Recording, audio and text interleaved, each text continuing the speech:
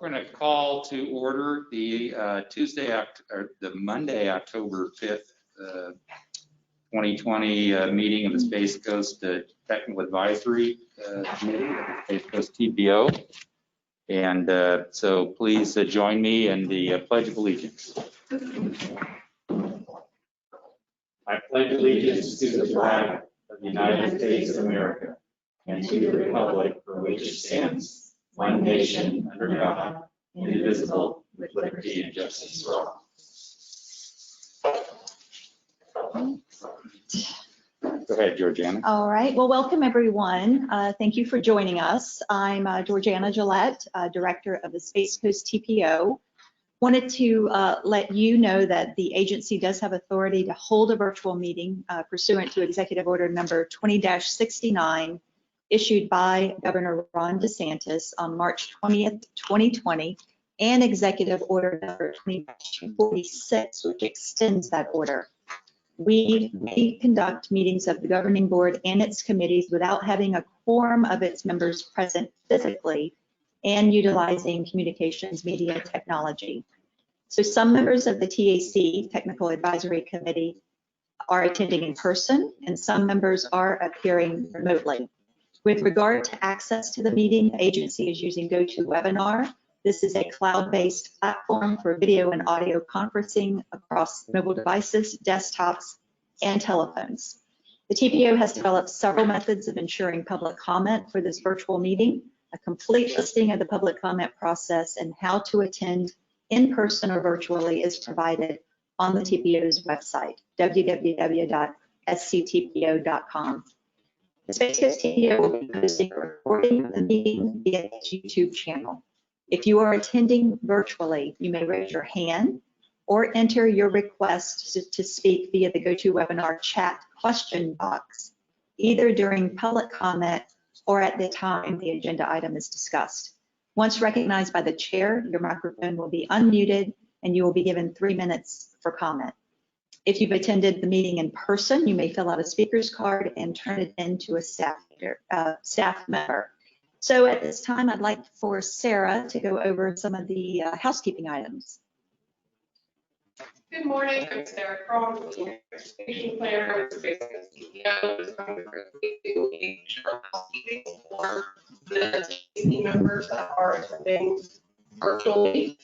So if you would like to participate in today's meeting with the members are attending virtually, you can either use the chat box to enter any votes or comments or requests to speak, or at the time you can mute or unmute yourself using the control panel on your right-hand side. The voting process, motions will be taken both verbally and in person through the chat box.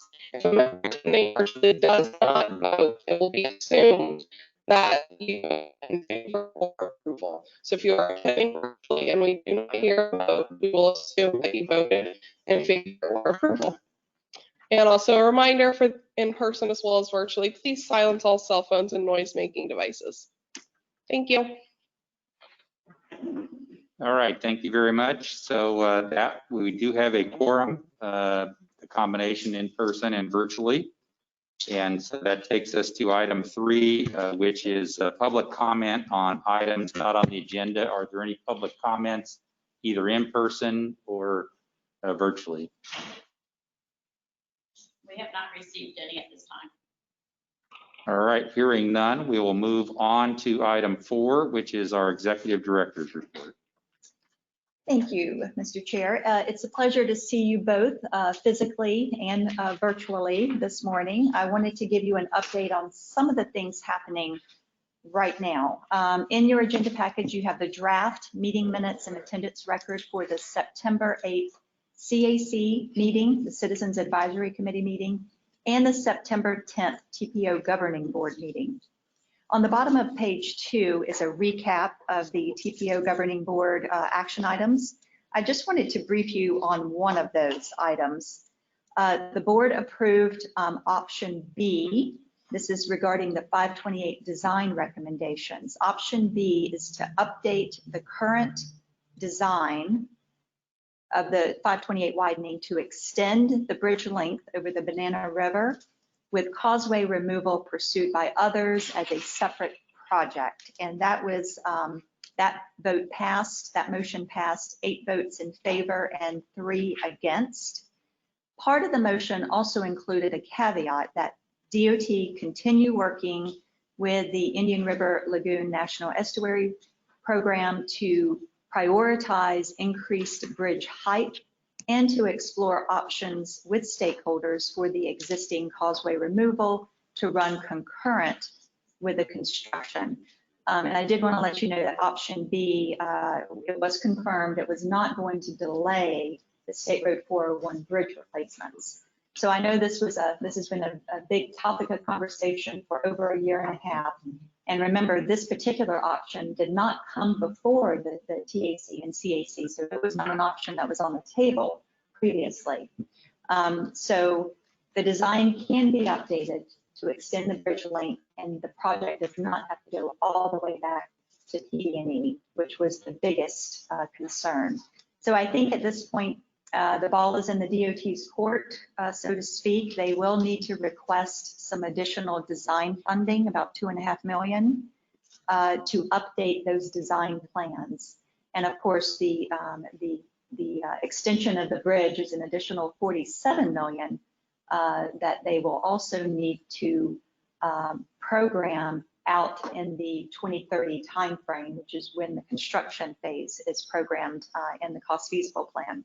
So just wanted to give you an update on that. Also, FDOT is hosting a virtual Transplex web series on Friday mornings in October. That link is on the director's report in your package. And really the focus is on topics that are important to our role in developing and enhancing communities. So there's lots of different topics that will be coming up. We wanted to let all the members know that if you can avail yourself to the opportunity to listen to these on Friday mornings from 9 to 10:30, so they're very short, October 9th, October 16th, and October 23rd, if you would like to follow up on some of that. Also wanted to let you know October is now National Pedestrian Safety Month. This is the first federally designated month-long pedestrian safety awareness event. October 7th is National Walk to School Day. However, communities are encouraged to select any day in October, and schools are encouraged to participate in this event. Following up on that, the Florida DOT has created a Safe Routes to School program. They've done this by taking federal safety funds given to the state, and a portion of them is dedicated to the Safe Routes to School program. And this is to fund projects within 2 miles of the school to encourage more students to walk or cycle to school. And we've talked about that program quite a few times here at the committee. Applications are requested on an annual basis and due by December the 31st to help communities address school transportation needs. And Sarah, I believe, has sent that out to all of the transportation subcommittee members. So we do encourage you to take advantage of that program. Also following up on that, the DOT again using federal transportation dollars allocated to the state to address safety, high visibility enforcement grant program. And this was created to identify high crash locations in Florida, and local law enforcement agencies can submit grant applications for overtime for officers to be stationed in high crash locations to increase compliance with traffic laws. So we certainly encourage law enforcement here in Brevard County to take advantage of that, especially since we are going to be revealing our Vision Zero action plan and asking for adoption today. We need to take advantage of all opportunities that are on the table and all funding. Also in your package, you have Florida DOT recently completed the analysis on linkages between transportation investments and economic performance, and a method to measure the economic benefits of the work program investments. So, you know, we've heard for every dollar spent on infrastructure, there's a return on investment of $4 in Florida. So We know that Florida is really a good investment, and we can help with economic recovery as well if we get another a stimulus package for infrastructure. So there is a flyer in your agenda package with a link that you can go in and look at that report. A lot of really good information. The last item, I provided you a copy of a letter to DOT recapping some discussions with the TPO's Transportation Subcommittee. This is in reference to the TPO's remaining SU and TA funding in the first 3 years of the work program, that is fiscal year 22 through 24. SU and TA funding is the TPO's federal funding that we have 100% authority on how that funding is programmed on projects. We use this funding to support our transportation priorities, and we fund a lot of studies in our UPWP. So we have discussed this with our transportation subcommittee and with the DOT staff, including the secretary and some of the MPO, TPO directors in Central Florida, when it was determined that the department used some of our funding to make some programming decisions without our consultation. And of course, we found that very concerning. We have talked about it and got it out on the table with everyone. We all want to make sure we're doing the right thing. We all want to make sure that priorities are being funded, and certainly the department has a large responsibility in that, but we definitely encourage that there be better communication and more transparency between the department and the TPO staff and our municipalities because it affects them in the end with funding. So that letter is in the agenda package for you to review. The DOT will be presenting the work program in December, the 5-year work program. And we will have a better understanding at that point what the impacts are going to be for the projects in the Brevard County planning area. At the last meeting, I mentioned to you $1.5 billion in cash impact statewide to the DOT work program due to the reduction in travel since the pandemic, not to mention, the more fuel efficient cars. So we will find out more in December what type of impacts we're going to have. And then the last thing I just wanted to mention, as you know, the governor did extend the virtual meetings for 1 more month. It's set to expire November the 1st.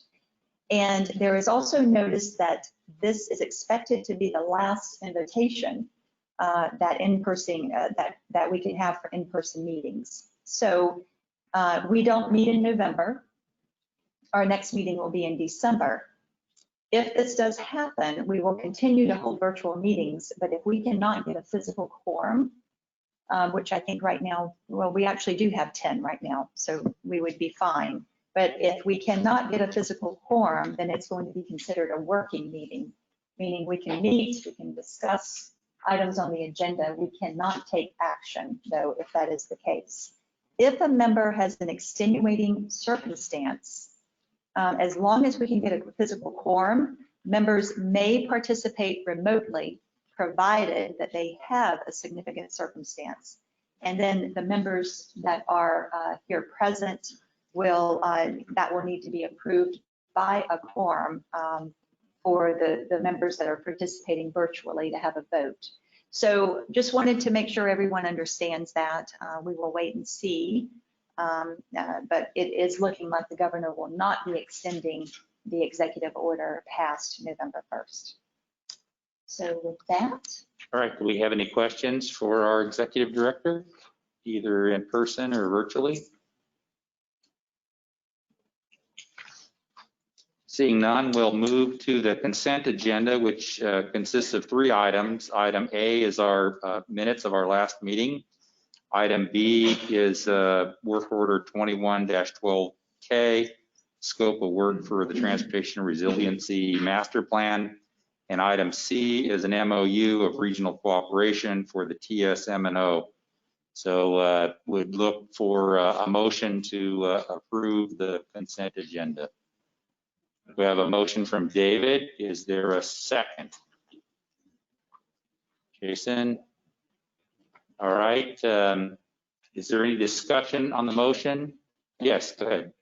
Discussion real quick on the TAC minutes on page 34, just to make sure that the letters that were presented to the governing board regarding 528, I think I mentioned the actual program items that were presented, that they're sent out to the committee members so they're aware. Okay, yes, we will do that. So we'll note that in the minutes. So with that addition, is there any other discussion on the consent agenda items A, B, and C, either in person or virtually? Seeing none, we want to have a roll call for those that are virtual. We anticipated that if anybody was in opposition, they need to unmute. to Okay. let us know. Otherwise, we will assume they are voting. All right, so we'll go ahead and do this by voice vote. And for those that are virtual, you have the opportunity to raise your hand or comment in the box. And not seeing anybody doing that, we'll go ahead and call the question. All in favor indicate by saying aye. Aye. Any opposed? Any opposed virtually? Motion carries. That takes us to item 6.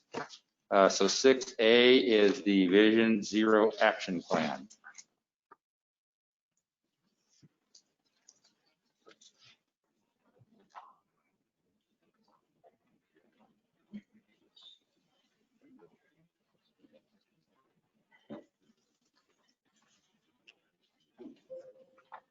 Good morning, everyone. Good morning. My name is Ryan Cunningham. I'm with Kittleson and Associates, consultant for the TPO, and appreciate the opportunity to come present the Vision Zero Action Plan to you today, along with Kim Smith, who is the PM on the TPO side. So we'll be talking about the action plan as well as the municipal toolkit.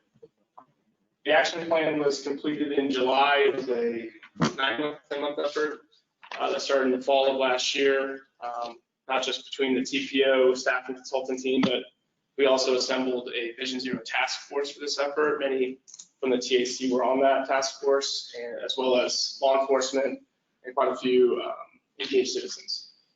Here's some of the concerns that came up throughout. We use as quotes kind of in the document itself. If you've had the chance to look at it, it's very visual and kind of engaging in that way. But we saw a lot from walkability, multimodal concerns. We saw speeding, distracted driving, those types of things really coming up as issues that we wanted to focus on as part of this action plan. So we know that a successful program is built on these 4 pillars that we identified: leadership, and that's at the TPO level, as well as the local government level. Safer roads and safer speeds, and that's really getting at the engineering and enforcement side of the equation.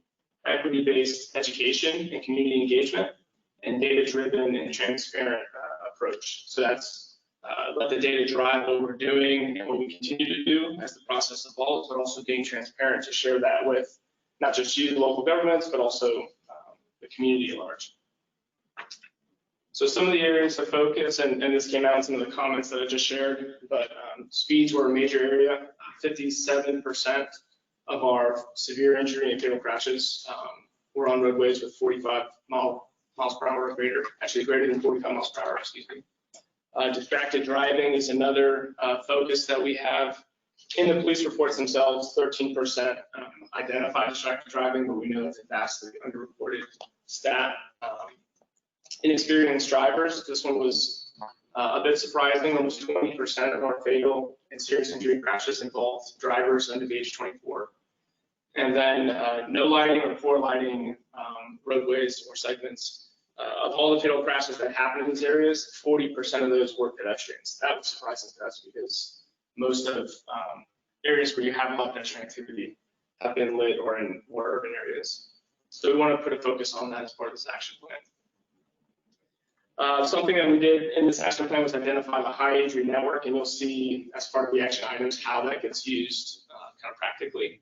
But the high injury network is identified on this map. The different colors represent different modes. We focused on vehicle crashes, motorcycle crashes, pedestrian crashes, and bicycle crashes.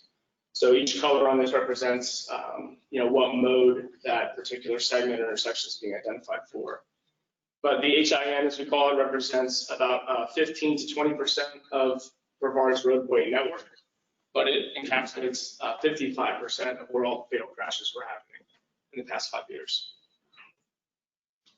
So I won't go into too much detail here, but we identified, this is in the action plan if you want to take a closer look, some statistics as well as the top 5 locations for each mode. So this map shows you the vehicular HIN.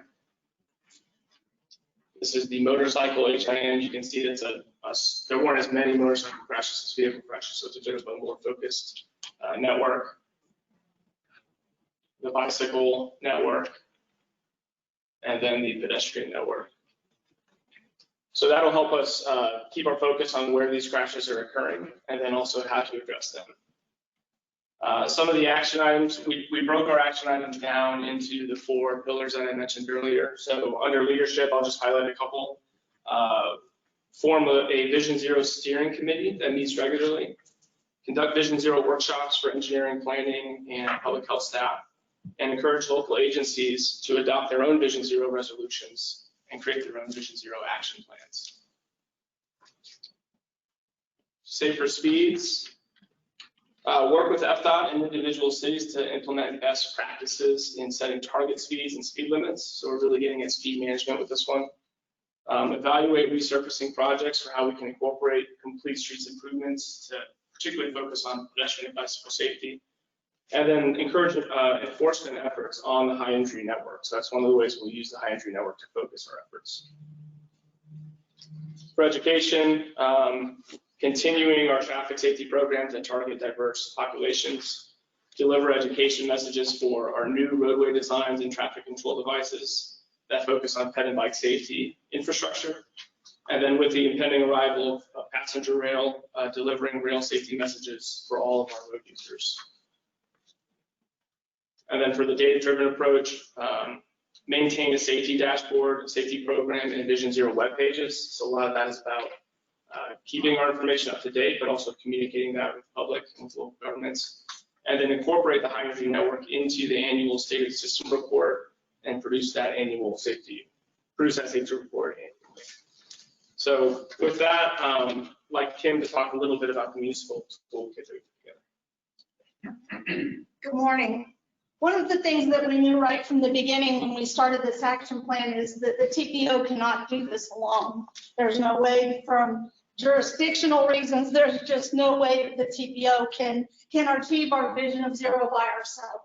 So part of the work order when it came down last July was not only would we create an action plan that gave us our marching orders, but we also wanted to have a piece to give back to our communities so they can take what we learned, take the information we gained, and hopefully move forward with the one action item that Brian was talking about putting in Vision Zero strategies, whether that's a full action plan, supporting our efforts, doing what they can to make our roadways safer. One of the things, even as we stop and talk here this morning, one of the things that we need to do, and we need to do a better job of, is humanizing these events as well. So part of this was the municipal toolkit. There's an awful lot of information. It will be a web-based toolkit. It is all created. It's ready to go. It's just not turned on yet. We're waiting until we release it to everybody. On the other side of that, the action plan is, if you go to the Vision Zero section of the TPO plan, you can see, I believe you have the action items in your packet today, but you could see the whole action plan if you'd like. In the toolkit, there's the Vision Zero brand name, some of the information from our marketing campaign, different elements, and we're going to go through a little bit of that. And again, it's all on one piece. We just recently finished up with a marketing campaign that had 5 different messages. We just got, there we go. Our top 2 were our whose life will stop if you don't, and our pedestrian safety. Those were the ones that got the most clicks, the most impressions. And I was just reading again this morning the report between what we did on Facebook, and this was a paid 12-week thing, but between what we did on Facebook and what we got on Google, Facebook got 1.6 million impressions, and on Google we got 1.7. So I know the TPO staff, they all said, oh, you know, I ended up with these messages coming up. I don't know if you guys did, if you used our website, you saw these pictures quite a bit. So it was out there, and we were happy for the coverage. Here's just some of the early numbers. Pedestrians really took off in a hurry, and they did finish as one of the top ones as well. Some of the other pieces in the toolkit will be flyers that are ready to go that can be adopted for your local jurisdiction. Fill in the blank press releases for if you're kicking off your action plan or whatever you need. There's sample action plan in there, resolution letters, letters from local officials, all of the things that we went through to get to where we are today. This is a nice little timeline that kind of shows you the steps of where you need to go, like I said, to be where we are today. And this is just a landing page for what the toolkit will look like. I appreciate anybody that provided a quote. I don't know if you have anybody in the room here right now that provided a quote, but some of our, we have quotes from state officials and things like that that really made this nice, but that's what it'll look like when we turn it on. And we talked about humanizing. And for us, the TPO, when we started looking at this and we talked about, you know, these are not statistics, they're people. And this is actually the back page of the action plan. So we didn't have to leave the walls of the TPO office. We have somebody in our office, Miss Abby, who was very, you know, devastatingly affected by one of these crashes. It's for people like her and everybody else, other people we know, that we need to really take this and really run with it. So thank you. And I think we are looking for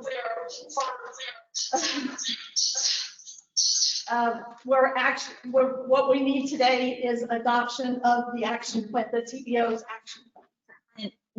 That is correct. And if I may, I just wanted to say, you know, we do a lot of plans here at the TPO, but I truly believe this is one of the most important plans that we've ever done, because really it's about saving lives. That's what we're doing here.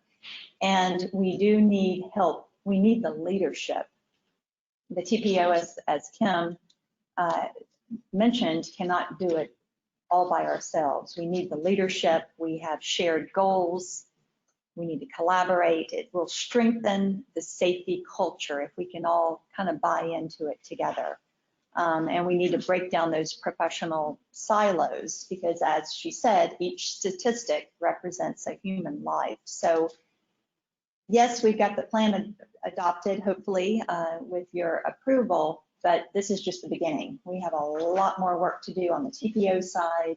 And again, we are asking for your help as well as we kind of change the culture here in Brevard County so that we are not at the top of a national list for pedestrian fatalities, which really does ourselves a huge disservice, not to mention, you know, the safety aspect of it. So. Well, and I would just say one of the things that we are doing on the 30th of October, some of you may have received an invite to that. That would be the unveiling of this toolkit. If you received an invite, if you would go ahead and register for it, let us know you're going to be there, or assign it to somebody in your office that would be more suitable to come, because we're really excited to get that in your hands. You can hear me when I'm talking about it. I'm passionate about this. I want to make a difference. Today is 32 years I've been in traffic safety. I just thought about it. It's my anniversary today with the TPO, and I was a police officer for 11 years. And I've been doing this for 21 years, and I'm tired of the numbers not changing. You know, and I believe in this. I think we can make a difference with this if we do it the right way. Okay. All right, thank you very much. So we have a proposal to recommend adoption by the TPO board. So is there a motion? We have a motion from Liz and a second from Jenny. Is there any discussion on the motion, either here or virtually? Scott, can I just say that what an amazing job that Pam and her staff did. I was on the task force. Lots and lots of discussion on ways to manage this. You know, costs always are something that you're thinking about as you put these programs out there, but it wasn't in this group. It was, this is the right thing to do, and we'll step it up. So I just wanted to thank them for all their efforts. Thank you. On that note, I have to thank the task force. We had an unbelievable group that kind of really had some good ideas on how we could do this. All right, did we have any comments from those that are participating virtually? No? Okay, then we'll go ahead and take our vote. All in favor indicate by saying aye. Aye. Any opposed? Virtual all in favor? All right, that passes unanimously. That takes us to item 6B, which is the 2021 legislative priorities. All right. So, you know, we adopt legislative policy positions and priorities every year. The 2021 Florida legislative session will begin with committee meetings in January and the full legislative session beginning in March. Each year, the MPOAC, which is the statewide association of MPOs, develops a set of positions and advocates for these positions, which are written to improve the operations of MPOs, TPOs, and transportation in Florida. So these positions are used by the individual MPOs and TPOs to develop their own positions. So in your agenda package, you have our proposed legislative priorities. There have been very few changes, but I did want to run through them very quickly and get your input. The very first section is concerning funding. We group these into different categories. So the Space Coast TPO supports state legislation that preserves transportation funding and provides greater flexibility of funding to support the safety, efficiency, and preservation of the transportation system. So there's a list of actions that the program includes. One is to index the local option fuel taxes to the consumer price index in a manner similar to the current indexing of state fuel taxes. You know, state tax is adjusted to inflation, allowing the municipalities to index their local MOT or fuel tax will provide greater flexibility to fund the individual transportation needs. Fund the TRIP program, the Transportation Regional Incentive Program, at a stable and consistent level of $250 million a year. TRIP funds have fluctuated due to funds being diverted from or for non-transportation purposes.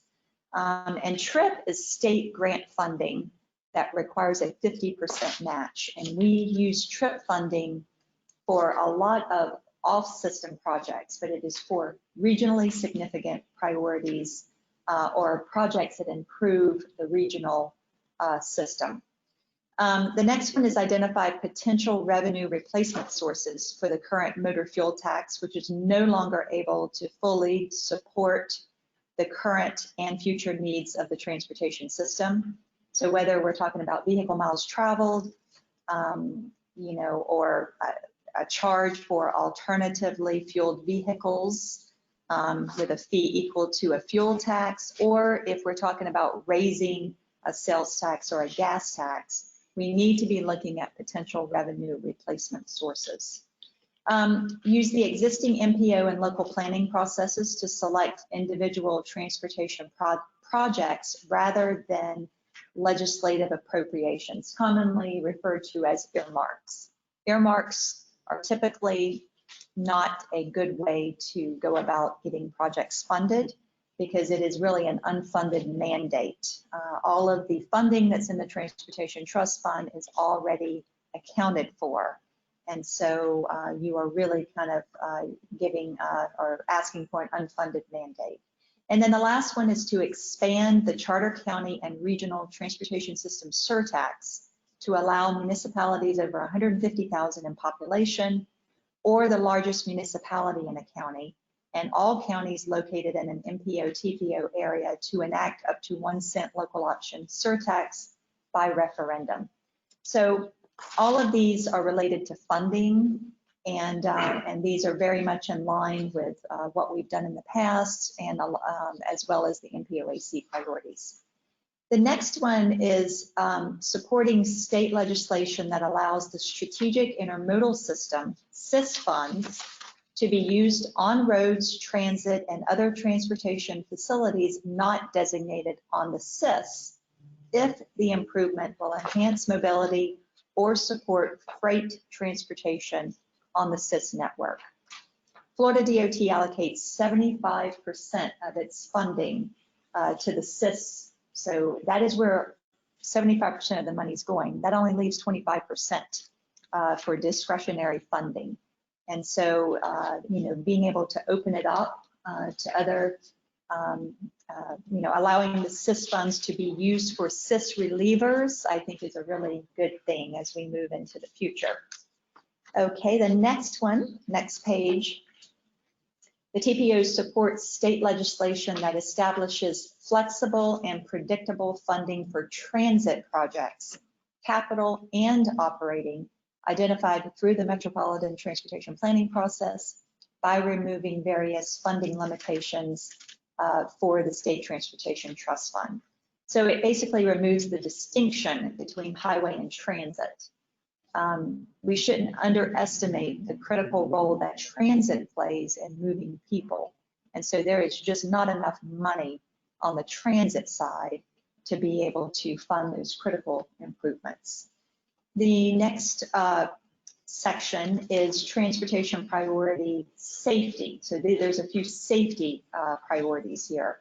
The TPO supports state legislation that regulates distracted driving by prohibiting the handheld use of electronic wireless communication devices and other similar distracting devices while operating a motor vehicle on any roadway. So texting while driving, we all know, is now a primary offense, which is good. This means an officer can pull you over just for texting.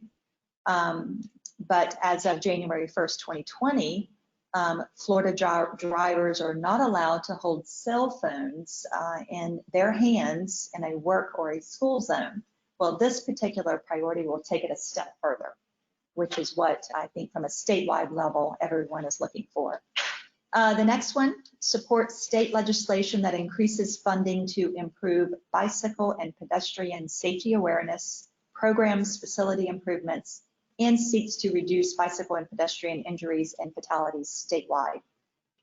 Again, we are number 3 in the nation for pedestrian fatalities and serious injuries. Transportation safety is critical for our residents and the thousands of visitors who choose to vacation here in Brevard County.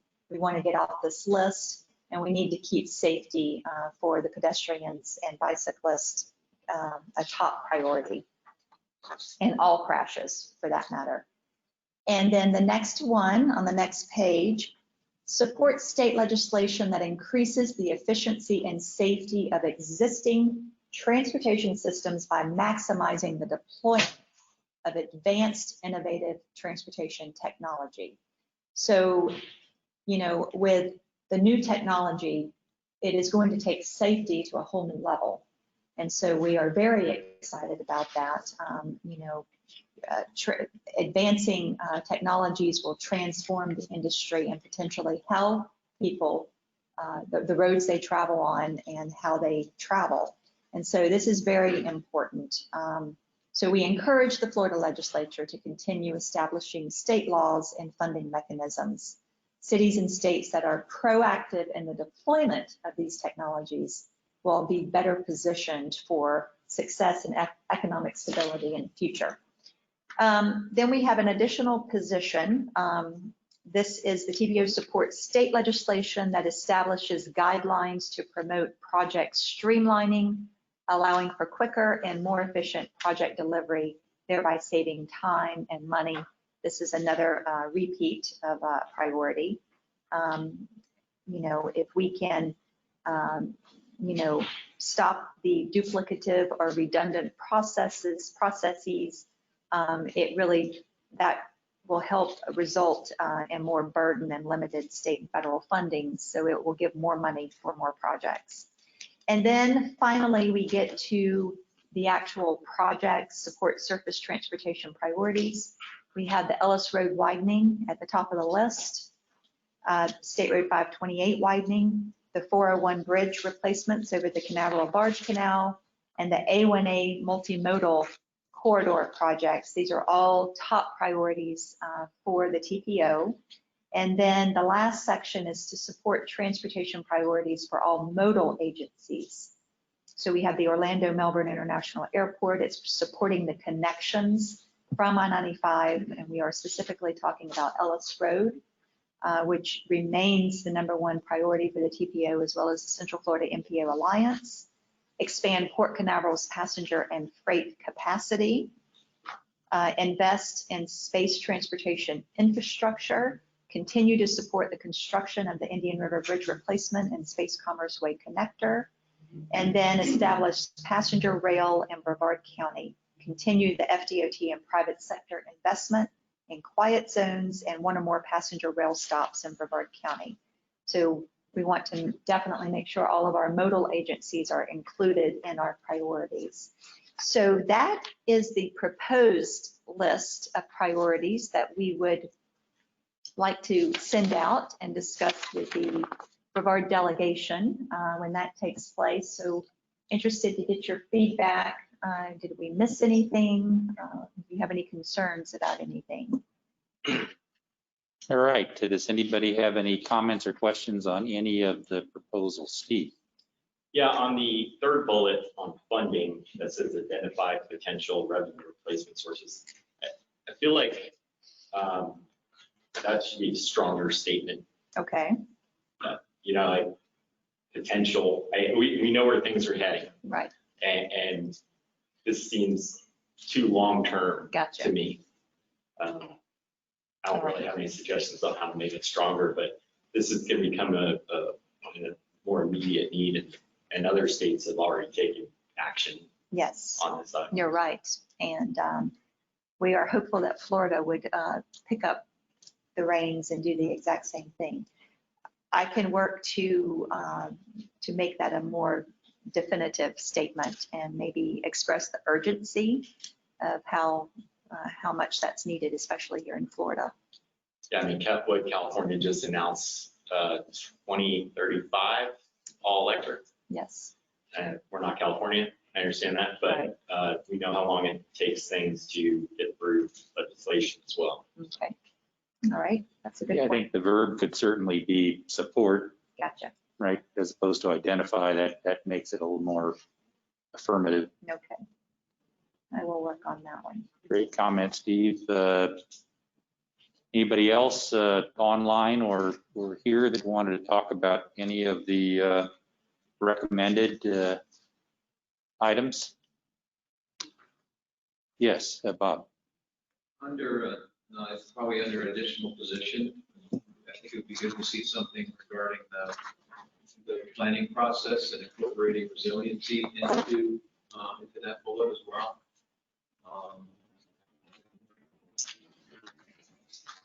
Okay. Into the streamlining, so make it a part of this, the whole streamlining process and. Make sure that they're taking a look at that with the project. All right. Yes, I've been very encouraged that the DOT has, now that they have developed guidelines for the state, they're getting there. But I think that's a good point. We can put some language in there to make sure that's included as well.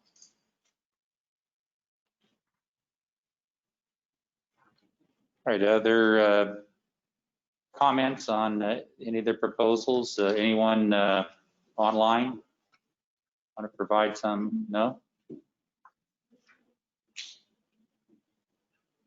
Anyone else? All right, hearing no further comments, we would seek a motion to recommend the legislative priorities to the TPO board as we have amended them. Move for approval. We have a motion from Cliff. Is there a second? A second from Steve. Discussion on the motion? Anybody online? All right, we will then take a vote on the motion. All in favor indicate by saying aye. Aye. Any opposed? No one online opposed? Okay, we'll make that another unanimous vote. That takes us to item 7A, which is the Malabar Road PD&E update.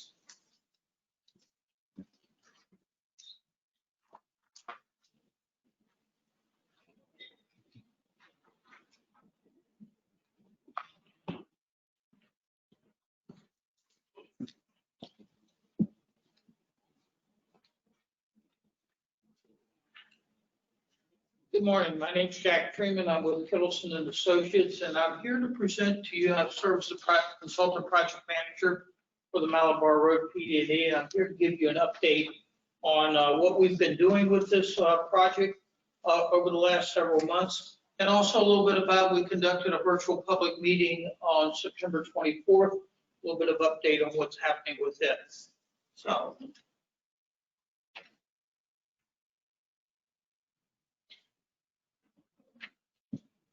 Yeah, she's the right button.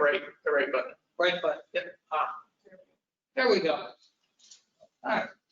So the Malabar Road PD&E study is about 4 miles long. It extends from St. John's Heritage Parkway into and terminates at Mint Road. That is the current 2-lane section of the roadway.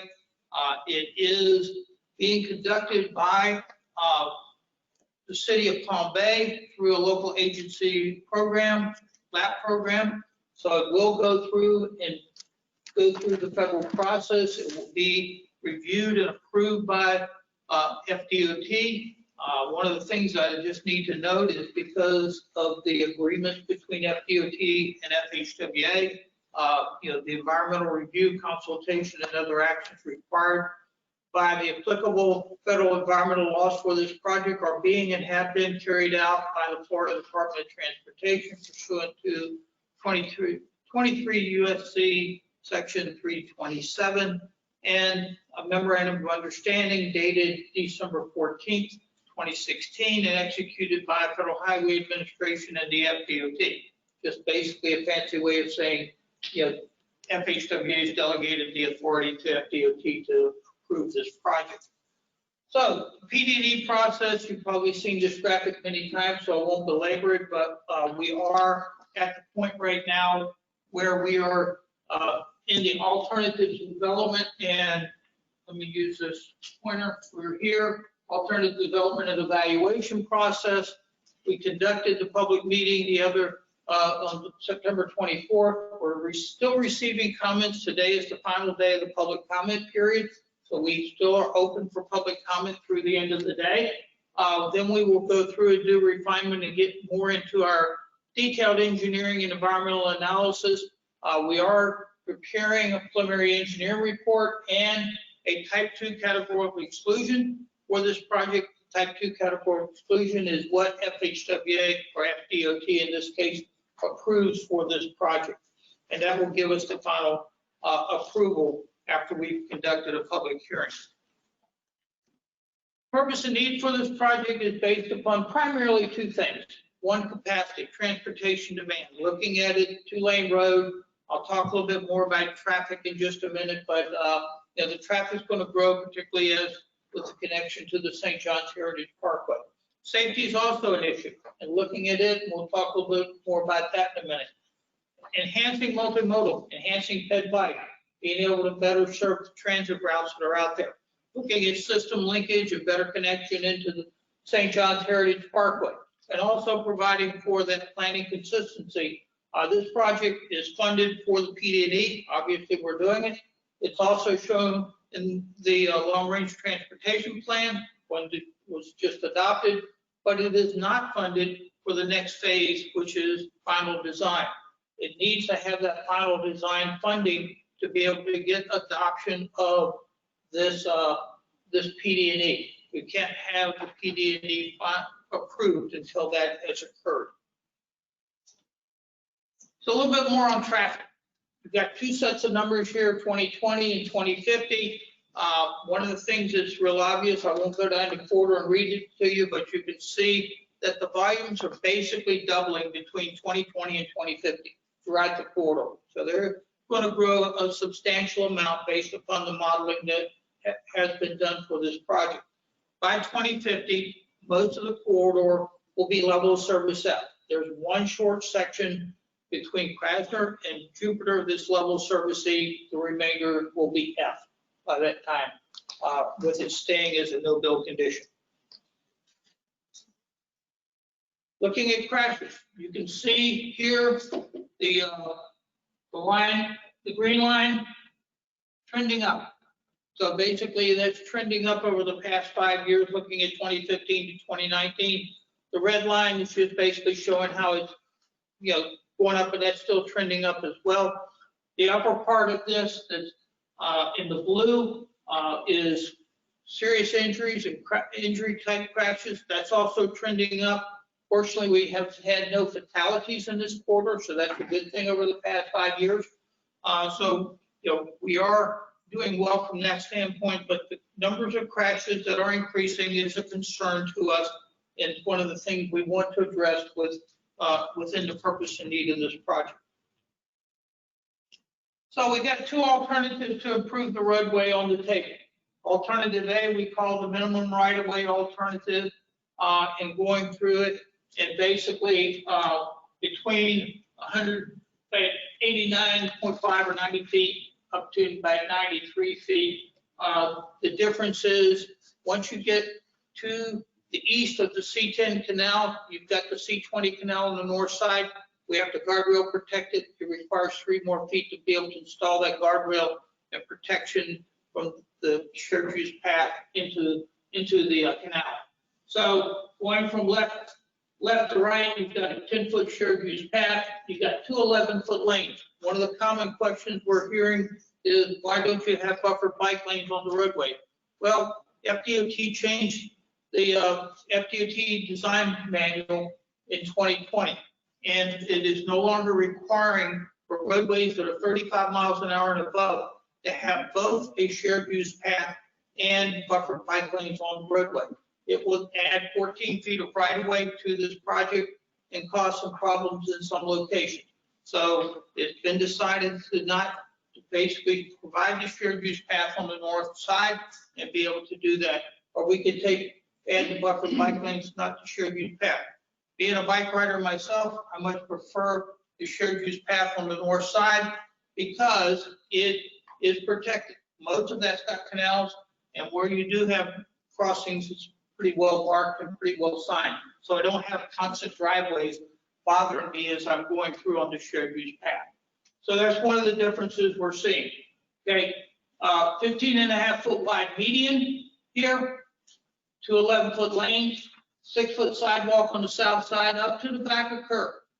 So it goes to the back of curb and then a little bit of distance to the right-of-way line. So let's talk a little bit about what's the difference with alternative B. Alternative B is essentially the same with 2 primary differences. 22-foot median instead of a 15.5-foot median. This meets the FDOT desirable criteria for 22 feet. It also, with the median, it facilitates better U-turn movement for where you come in and have to do U-turns where we have bidirectional and directional median openings. So that's one of those things that we feel is a benefit. It also provides for a 4-foot grassy strip, a little bit of buffer from the back of curb to the concrete sidewalk that's on the south side, and be able to provide that. So that's the total of basically 10, 11 feet difference, and that's why we have more right-of-way for this desirable typical section. Let's look at some costs. And first of all, we go in and look at cost here. We always have to consider the no build. The no build will stay a viable alternative through the public hearing. went through that part. So let's look at the minimum and desirable, with desirable right of way. This is with traffic signals here. This is with roundabouts. So we are considering roundabouts at 5 locations. I'll talk a little bit about that in just a minute.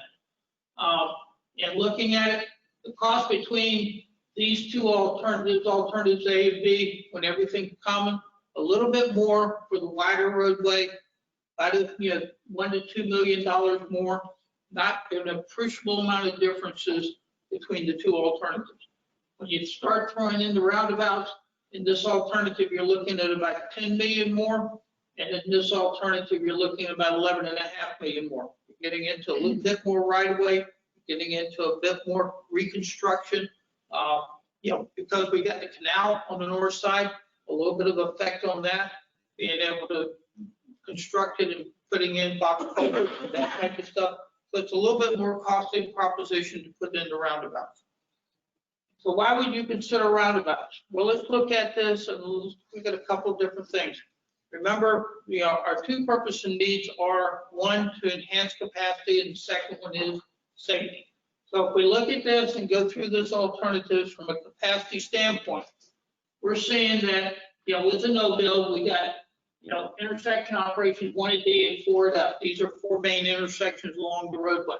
We see that the roundabout, the traffic signals do improve it. We still got 1 at E here with the traffic signals. But when we go to roundabouts, we got a little bit better overall traffic operations throughout the corridor. A little bit better, not appreciably better, but a little bit better. From a safety standpoint, if we widen the roadway from 2 lanes to 4 lanes, we will get with the same amount of traffic, we will get between a 35 and 40% reduction in crashes along the corridor. Looking at the corridor overall, about a 35 to 40% reduction, because we're out of that congested area, people trying to pass, people trying to get into left turns. They got designated left turns. We got better access management, etc. So you're looking at 25 to 30%. From an intersection perspective, as we compare roundabouts to traffic signals, we get about 10% more overall crashes at a traffic signal. About 10% more, but we get about 45% more serious injury and fatality type crashes at a traffic signal than we do for roundabout.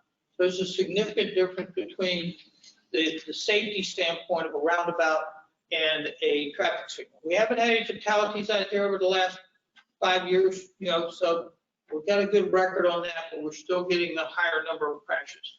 So a little bit of things to consider here. There's also, we're going into the environmental analysis. There are no significant issues we've identified so far from the environmental analysis, but we really get into that much more heavily as we move through this process, get more of a preferred alternative and go forward with that. Oops. So where are we in this project schedule? As I mentioned several times, we have completed the alternative public workshop, and we are starting in working on our study documents at this point. We're looking at completing the project and being able to go through the analysis, conducting the public hearing next summer 2021, and complete all the documentation to gain approval from FDOT sometime in the end of 2020 or 2021, early 2022. That's what we're looking at to be able to complete the project.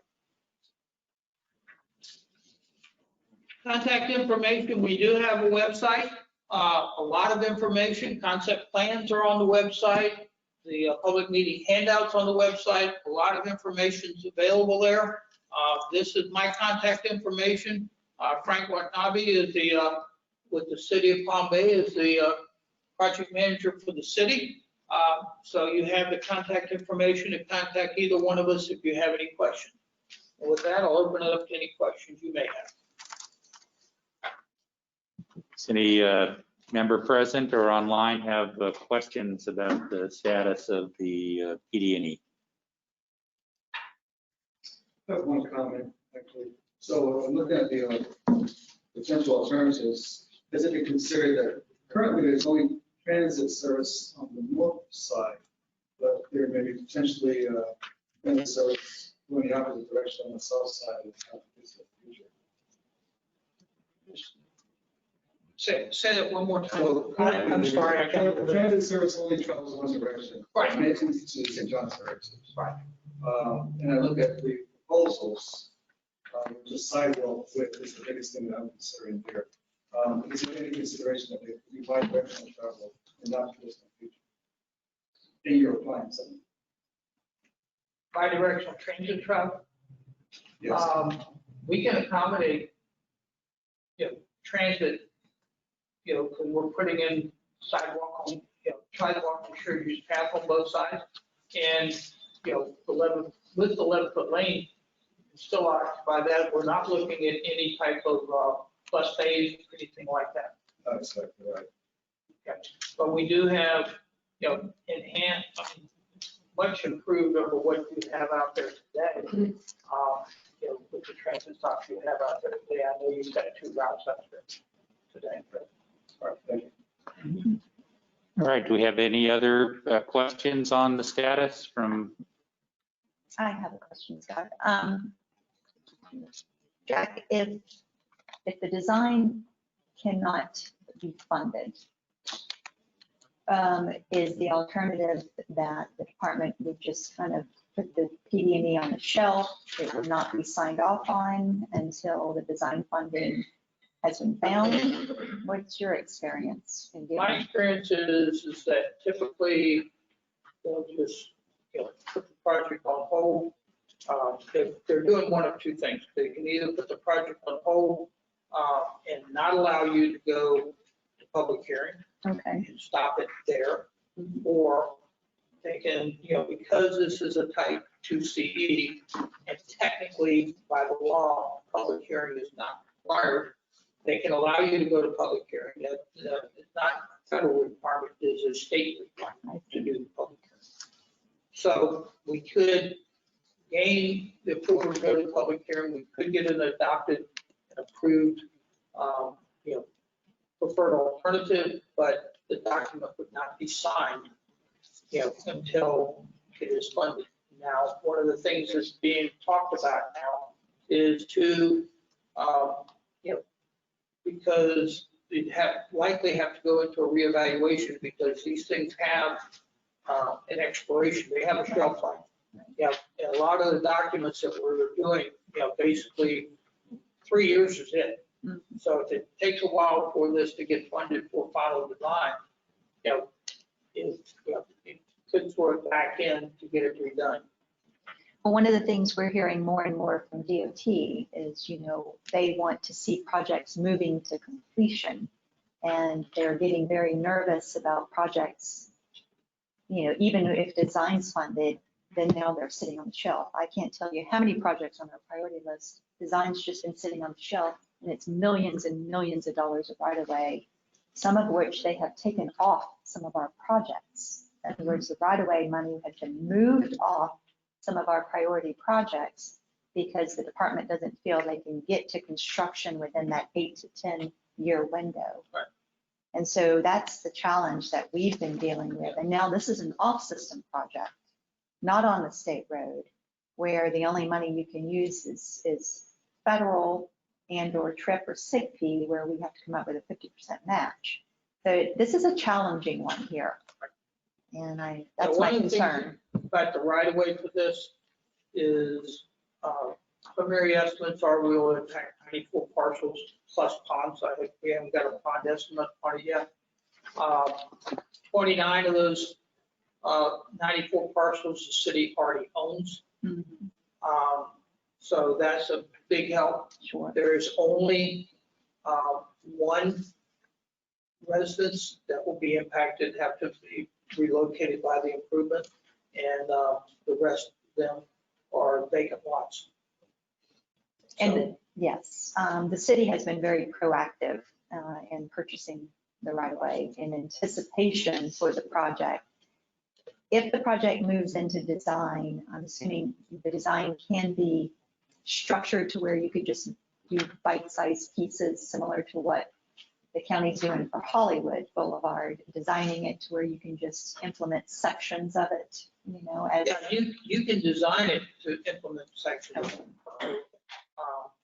And, you know, this would logically move east to west because of the roadway volumes and how the roadway volumes are. Okay. And, you know, and it would logically be dependent upon how the St. John's Heritage Parkway comes online too. So. I had a follow-up question in that regard. In terms of the improving the capacity, I know you showed of the alternatives you're looking at, going from the current level of service on the segments and the intersections. Have you looked at an alternative of keeping a single lane but doing roundabouts at the intersections? How much capacity do you gain just by working on the intersections only? You really don't gain much capacity by working on the intersections only because of basically the way the highway capacity manual goes through and computes capacity on a 2-lane road and it's car following. Basically there you will gain some, but not a great deal. And by 2050, we've done 2020 and 2050. We haven't looked at the middle year yet. But if you look at it there, could you stage it? That's going to be a part of what we're looking at next. Is how do you stage this to be able to get it into implementation? So. All right. Any other comments? I have one question. Good presentation. It's about the exhibit that you show 2020 and then 2050 along that corridor where, traffic's increasing in some cases more than double. There's one section east of Mitten Road that shows no increase. In other words, in 2020 it shows 23,000, but also in 2050 it shows 23,000. I'm just curious why that is. It is because of the traffic that is on Jupiter, not Jupiter, Benton, that is coming in there. You're not the first one to ask it. DOT asked that several times. And I'm fairly convinced we're right on this because of the way the model definitely shows it. And there's a lot of traffic coming north and south on Benton that is trying to get out toward the St. John's Heritage Parkway. And we looked at it. We looked at what we, in technical terms of select length analysis, went through there and evaluated the amount of traffic that went through there.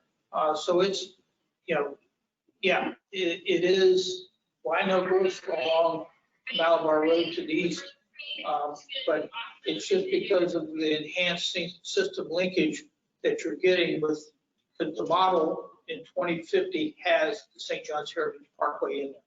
It has connected all the way around I-95. Thank you, Jerry. Any other questions?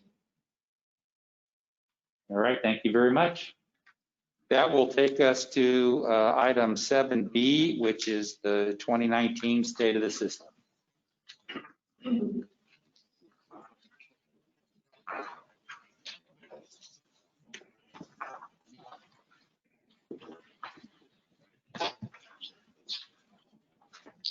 All right, hello everyone. I'm Andrew Garrison and I'm with Gilson Associates and I'm presenting the results of the 2019 State of the System. So, talk about a couple different things in this brief summary of the report. So we'll talk about what is the SOS, why we conduct the SOS. We'll move on to a summary of the countywide trends we saw in 2019 and then finish with the discussion of the corridor and safety analysis that we did in 2019. So what is the SOS? It's an annual evaluation of Brevard County's transportation network. We look at roadways, transit, the seaport, airport, and spaceport. And really it's just trying to get an annual idea of what's happening year to year so that we can identify any trends that need to be addressed. So this helps us monitor transportation factors like safety, mobility, congestion, freight, and tourism, among others. And why do we conduct the SOS? Well, it provides technical guidance to the TPO and helps identify where federal and state dollars should be spent. So moving on, we'll discuss the countywide trends we saw in 2019. One thing I want to note before we move any further, again, this is the 2019 State of the System report. So While COVID-19 has had a dramatic impact on transportation networks around the country and here in Brevard, that's not reflected in these numbers. When we do the 2020 State of the System report next year, we'll see those impacts and we'll discuss those then. That being said, in 2019, we saw the highest countywide population growth since 2005. This also corresponded with an increase in traffic volumes on Brevard County roadways.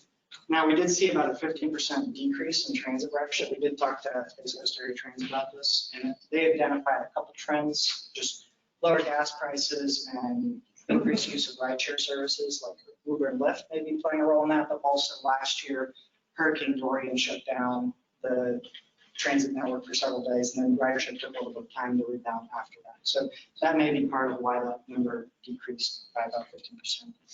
As for the airport, we saw good trends there, increasing passengers, about a 10% increase from 2015 to 2019.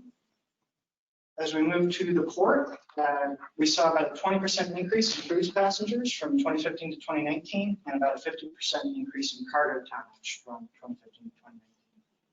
As for space missions at Cape Canaveral, these have stayed about the same in terms of the number of missions from 2015 to 2019, a slight decrease there. But the real thing that we've seen out there over the past couple of years is the increase in significant, really notable launches. Like Elon Musk sent a car into space, and we got to see manned spaceflight for the first time in this year. So we saw a lot of really exciting things happening out for space at Cape Canaveral.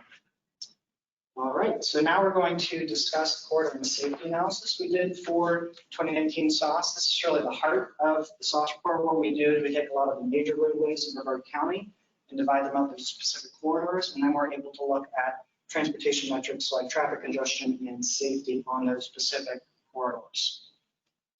So first of all, we'll start with a high-level look at the corridor measures that we saw in Brevard County. The first thing I wanted to direct your attention to is over on the right, you can see a lot of green downward arrows. So we have a lot of good trends. At the top of the list, you see that our percent of roadway miles with congestion did go down. Hopefully that will continue to go down in the following years. We already discussed the decrease in annual transit ridership. The next on the list is the percent of roadways with existing pedestrian and bike facilities. You might be wondering why that number went down. We didn't take away sidewalks or bike lanes. What's just happening there is that we added some more roadways to the overall network. So while the number of facilities stayed about the same for pedestrians and bikes, the number of roadways increased, which dropped that percentage a little bit. Finally, we have some safety metrics, and I just want to note that this is for all of Brevard County. As we get further into the presentation, we'll discuss some crash metrics on just the state of the system network, but for right now, these are for all of Brevard County.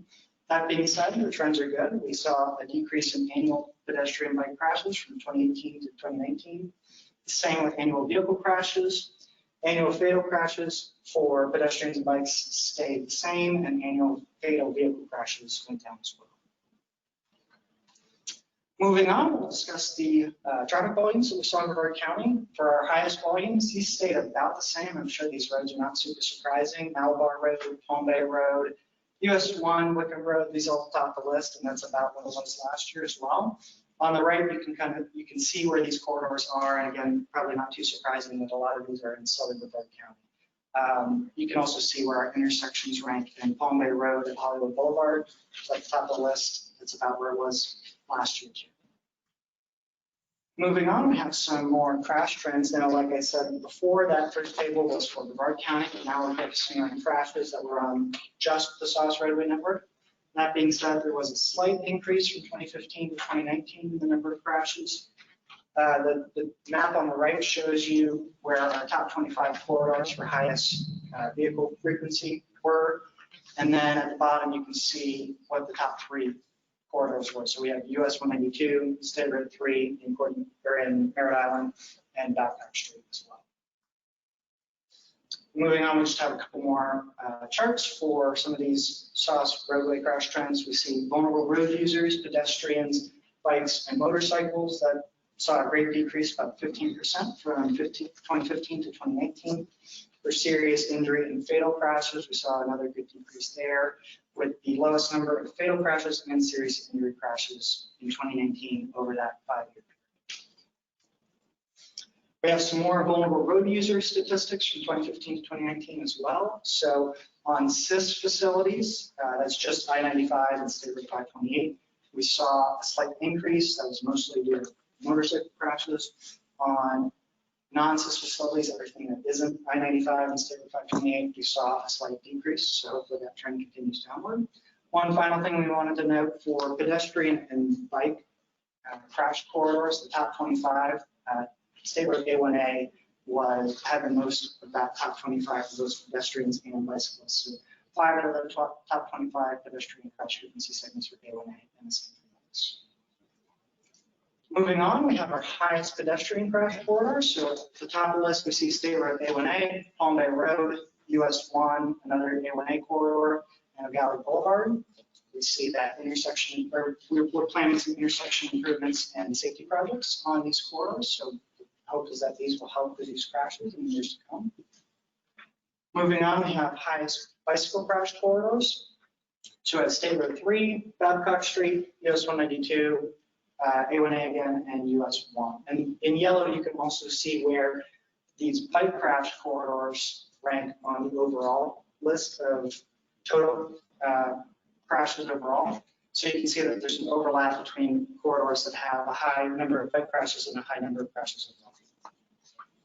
Finally, we have the highest motorcycle crash corridors. And so US 1 is really at the top of the list with 4 of the 5 top 5 corridors. And then Babcock Street as well.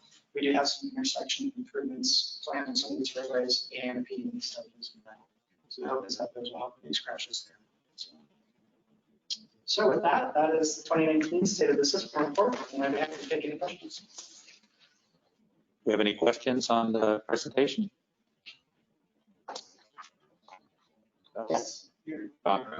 Traffic volume statistics, is that just cars, trucks, everything? Yeah, that's all vehicles. All aggregate. Yes. Any other questions here or online? Seeing none, we thank you very much for the presentation. That takes us to item 7C, which is the Public Participation Plan Measures of Effectiveness Report. Abby?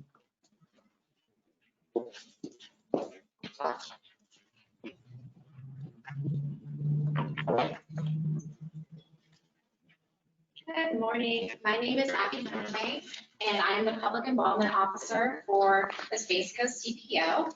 And today I'm going to be talking about and reviewing the TPO's measures of effectiveness of our public outreach methods and tools. It should be noted that this report is not a requirement, not like the public participation plan updates are. This is instead going to serve as a tool to help us monitor our engagement, and also it was a goal in the last update of our PPP. So it also serves as a transparent review of how we continue to strengthen our public involvement activities.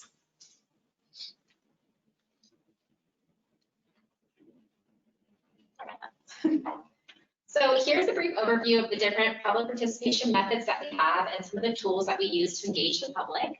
When it comes to methods of piquing public interest, face-to-face meetings, as you know, have been a long-time standard in practice of TPOs, NPOs, and government agencies. But of course, we recently have seen a major change in the uptick of virtual meetings to garner more public attendance. The ease and convenience is becoming the new norm, and it's been seen in our realm and the most successful 2 highly attended public meetings this year for the TPO during COVID-19 was our annual open house, which was held in June of this year. We saw 62 attendees, and most recently our first public virtual roadway project for the Mitten Road feasibility study held in August. We saw 70 attendees. So we're seeing these changes in public involvement activities. And of course, for committee members and the general public, it should be to no surprise the types of tools that we use are mostly digital. We use surveys, questionnaires, our electronic newsletter, and if you're not receiving it, make sure you get in contact with me. We also use Constant Contact to use for events and email marketing, our website, and then of course social media. And I'll touch more a bit on the success of our social media and digital tools. So here's just a brief summary of our public participation methods.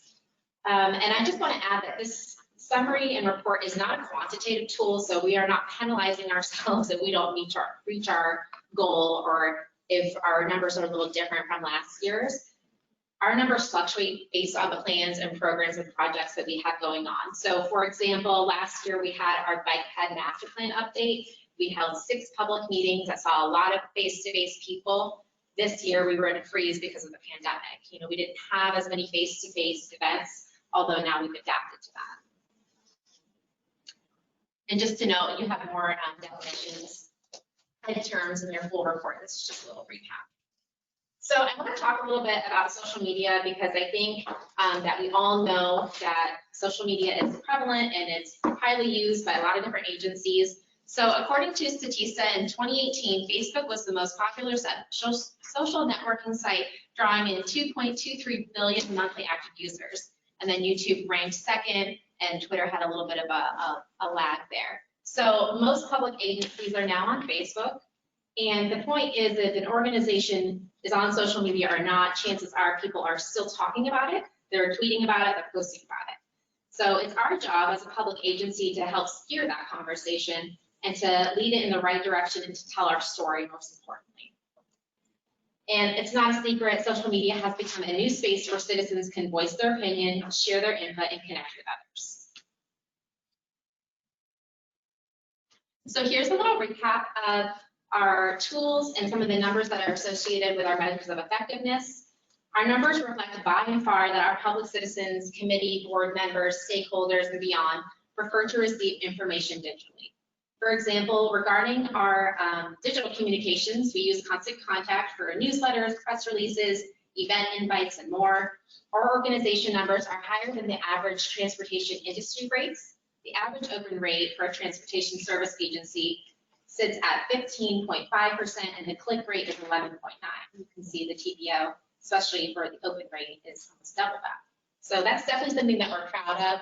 We continue to build our contact list and utilize that as a means of communication.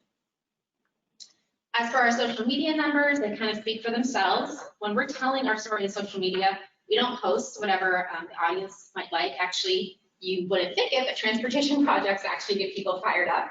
So the good, the bad, the ugly, we ensure that the content we share is relevant and meaningful. The TPO is also taking advantage of different ways to target key audiences by using boosting and advertising techniques to ensure the public is aware of an important project or plan, such as Vision Zero that Kim mentioned this morning. And then lastly, I'd kind of be remiss if I didn't touch on how we engage our underserved or underrepresented populations. The TPO recognizes and acknowledges that not all public citizens have equal access to online public information. So in order to provide equitable participation, we sometimes create messages or different delivery techniques for specific projects or studies. And then we work with stakeholders in our community to make sure that that target audience is reached. So here's just a brief list of some of the stakeholders that we work with, and this is just a small list. I'm sure it's even longer than this. But we definitely want to make sure that we are engaging our underrepresented populations.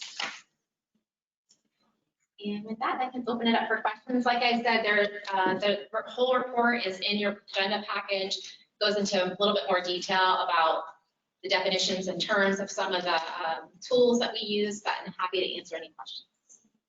All right, do we have any questions for Abby on the report?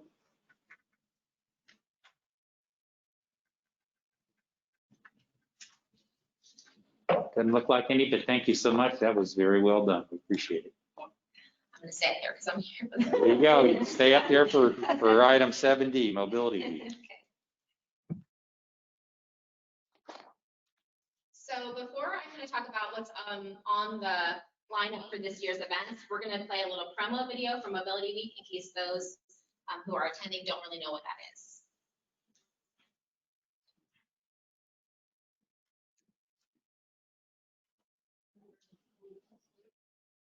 What is Mobility Week?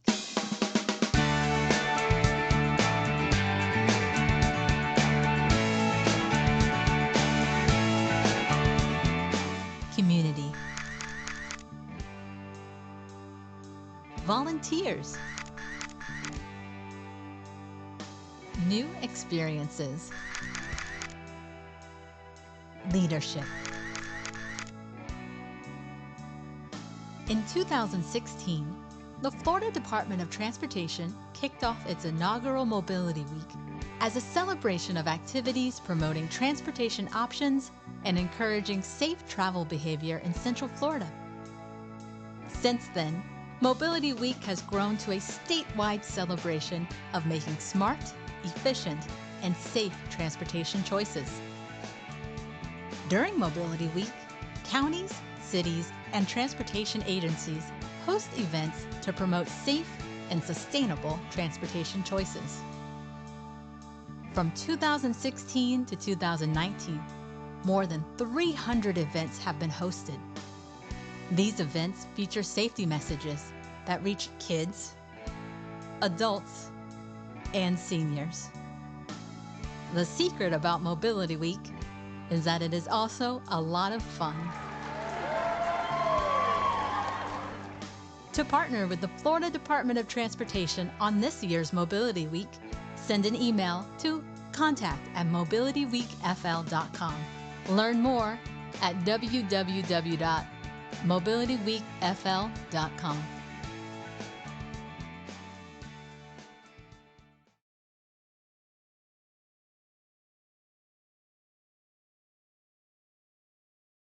So Mobility Week is something that the TPO has been participating in since 2016. We partner with FDOT, and then we also, in the last few years, have partnered with Space Coast Area Transit to hold events and to support them as well. So I'm just going to talk a little bit about what we have lined up this year. We have a lot of awesome events planned, and of course, COVID has kind of thrown a curveball because Mobility Week is normally about going out in front of the public, getting them engaged, doing bike rides, and doing things with kids, and it just looks a little different this year, but we're still really excited. So here's just a bird's eye view of what we have planned. So for Mobility Week, we have a lot of safety events planned. Space Coast Area Transit has some interesting things lined up, and I'm going to go through each of these just pretty briefly. So the first part is, we talked a little bit about this when Kim was up here. She is going to be presenting what she presented to this group today, to municipalities and key stakeholders for those organizations and agencies. They're going to be reviewing the toolkit. So that is actually kicking off our Mobility Week. So we're very excited about that event. It also, on the same day, begins, Space Coast Area Transit is going to be holding a 10 days of trolley kickoff. Their trolleys are going to begin service here pretty soon. And so they have a lot of interesting things kind of lined up to celebrate that. They're going to do a kickoff event. If you're interested in attending that, it's going to be over in the Cocoa Beach area, and we can get you set up with them. I think they might have a registration link right now. I'm not sure. I'll check with Wendy. And then they also are going to do a big social media campaign. If you haven't seen the trolleys, they're beautiful. They're really awesome, and I'm really excited to see what this campaign looks like. The next thing, of course, Kim, with our safety and education program, she normally always attends Halloween events. Because of COVID, Halloween looks really different this year, but we're really excited to participate. The city of Melbourne is putting on a Quarantine-O-Ween drive-through. And so, you know, they normally always do a huge Halloween event, and it's well attended. So we're excited to distribute safety goodies in some of their bags. So it'll be a really interesting event to be part of. And then we have a few other events happening during the week. So as we all know, November 3rd is Election Day. That day, Space Coast Area Transit is going to be offering free ride fare on all fixed routes to take the bus to the polls, which is huge. I think it's so awesome that Space Coast Area Transit is doing this, especially to reach our transportation disadvantaged folks. So definitely help us spread the word on that one. There should be hopefully graphics coming out from Space Coast Area Transit about that. And then we will have our own Sarah Crom, our senior transportation planner. She is going to be leading a trail talk webinar about where to find some of our best trails in Brevard. That's going to be happening on November 2nd, on that Monday. And we already have a registration link set up for that and a Facebook event for that as well. And then Space Coast Area Transit is going to be participating in Senior Life newspapers. They are doing all these different senior drive-through expos. Again, this is another huge thing that normally happens in the fall for our seniors, and now that is looking like a drive-through event. So it's really nice that we still get to reach that underserved population in a different way. This one we're really excited about. This is going to be happening on November 4th in the evening. We are partnering with the City of Indian Harbor Beach Police Department, and we will be doing on-the-street safety, pedestrian safety. We'll be waving signs to stop for pedestrians at the newly installed RRFBs, Rapid Rectangular Flashing Beacons. Probably said that wrong. On Animal Bay in Indian Harbor Beach. So we're really excited about that. We've done these pop-up events before, but now it just looks a little different with COVID. We're going to be doing a sign waving event. We did one recently for Stop on Red, and it was very successful. And then to close out Mobility Week, we are going to be doing, the TPO will be hosting a Twitter chat on that Friday talking about our complete streets and some key projects that we're going to highlight all throughout the day with pictures and little tidbits of information, and really trying to engage and educate the public about complete streets. And Space Coast Area Transit will be working with the Space Coast State Fair that's always held in Viera, and they're going to be offering a discount to the fair if you have a ticket. So that's interesting that they're going to be able to do that. They always partner with Space Coast Daily and the Space Coast Fair, and it should be a blast. And I believe that's the end. So we have a lot of interesting events lined up. We do have a flyer, it's on our website. So please help us celebrate Mobility Week.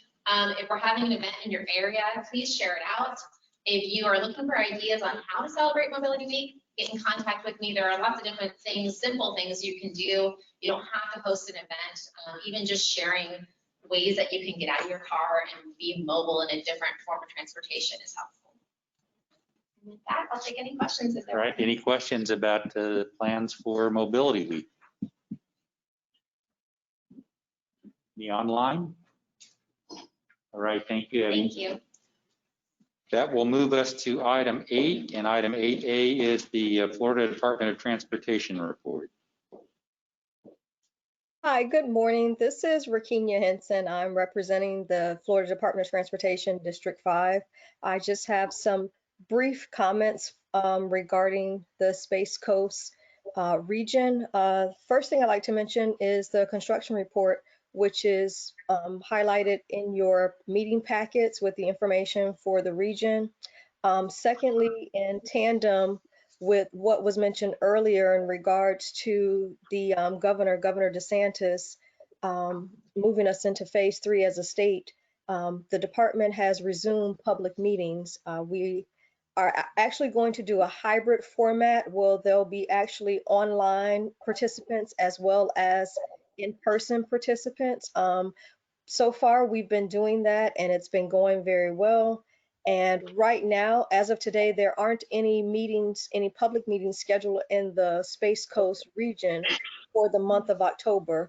But as soon as that does happen, as soon as there are meeting schedules, we'll make sure that you're advised of that information. In regards to the District 5 work program, we have our public hearing meeting scheduled for the week of December 7th through the 11th. All of the documents will be posted on our website, and the work program public hearing will be held on December the 10th. At this time, we're still working on the details for that meeting, and we will share those that information with you as the date draws closer. That concludes the information that I have for this morning, but I am available for any comments or questions. Thank you. Do we have any questions or comments? In person or online? Thank you very much for that update. We appreciate it. You're welcome. That takes us to item 8B, which is the Bicycle Pedestrian Trails Advisory Committee report. All right, good morning. I don't have a very long report at all. The meeting minutes from August are included within your agenda package. Our next meeting will be Monday, October 26th. And so we haven't met since September. And then I just wanted to let you know that a small piece of the Space Coast Trail was completed last month, or I guess at the end of August, so it's actually been a month. And that makes it where we are completed with the coast to coast from the Volusia County line to the Maryland National Wildlife Refuge line. And so we just have that last little bit to complete, which is currently under design, which is really exciting for our regional trails. That's All all I right. have. Thank you. Any questions for Sarah? All right, thank you very much. Next is the transit report, item 8C. Carrie?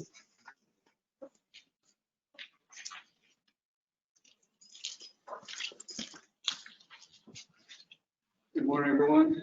Just like Sarah, I've got a very brief report as well on transit. One of the major things that's happened is that we have resumed fare collection, started last Thursday the 1st.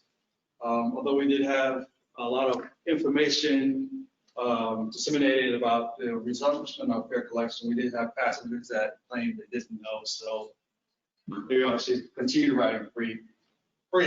But this week we expect that all passengers should be back to paying fares. Our ridership continues to stay about 76% or so of our average typical ridership. We have resumed service to places like the Brevard Achievement Centers. Easter Seals and Bridges are now all open, so our demand response ridership is now resumed as well.